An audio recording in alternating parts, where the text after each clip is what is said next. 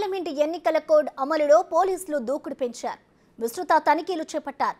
Notification ప్రకటనకు కొన్ని గంటల ముందే కరీంనగర్లో ఓ బీఆర్ఎస్ నాయకుని బంధువులకు చెందిన హోటల్లో నగదు పట్టివేత, తాజాగా నల్గొండ జిల్లాలో భారీగా బంగారం పట్టివేతలు జరిగాయి. దీనితో రాష్ట్రంలో ఎన్నికల కోడ్ అమల్లో పటిష్టంగా జరుగుతుందనే సంకేతాలు రాజకీయ నాయకుల వెన్నులో వణుకును పుట్టిస్తున్నాయి.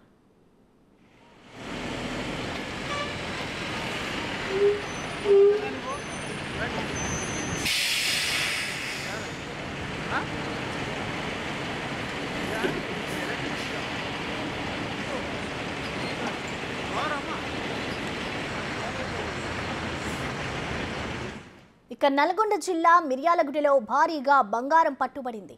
బంగారం వివరాల్లోకి వెళ్తే ఈదులగూడ చౌరస్తా వద్ద పోలీసులు వాహనాల తనిఖీలు చేస్తుండగా మిర్యాలగూడ టౌన్ నుంచి కోదాడ వైపు వెళ్తున్న బొలెరో వాహనంలో 5,73,00,000 విలువ చేసే 13 కిలోల బంగారం ఉన్నట్లు గుర్తించారు. 3 నిందితులను అదుపులోకి తీసుకున్నారు పోలీసులు. బంగారం వాహనాన్ని స్వాధీనం చేసుకున్నారు.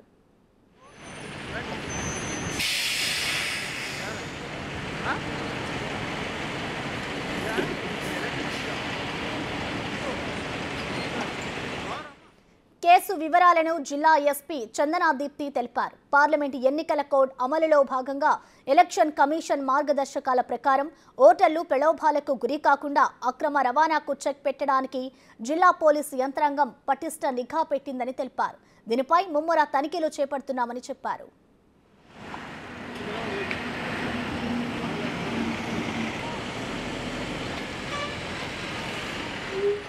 అయితే నల్గొండలో పట్టుబడ్డ 13 కిలోల బంగారం ఎవరిది అనే ప్రశ్న ఇప్పుడు చర్చనీయాంశంగా మారింది.